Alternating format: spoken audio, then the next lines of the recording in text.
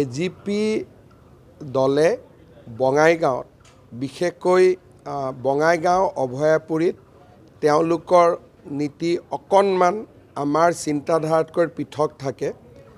আমি ৰাজ্যিক বিজেপিৰ ফালৰ পৰা স্পষ্টভাৱে বঙাইগাঁও সিটটো চেয়াৰমেন সিটটো AGPক দিব লাগে বুলি আমি নিৰ্দেশ দিওঁ।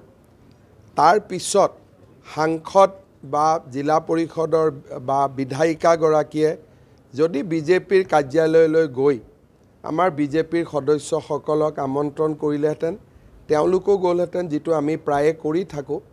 যিকোনো কাৰণতে নহওক বঙাইগাঁৱত বিশেষকৈ সাংসদ ফণীভূষণ চৌধুৰী ডাঙৰীয়াই কিছু এই ক্ষেত্ৰত তেওঁৰ চিন্তাধাৰা পৃথক আৰু সেইকাৰণে আমাৰ বিজেপিৰ মানুহখিনিৰো চিন্তাধাৰাটো পৃথক হৈ যায়।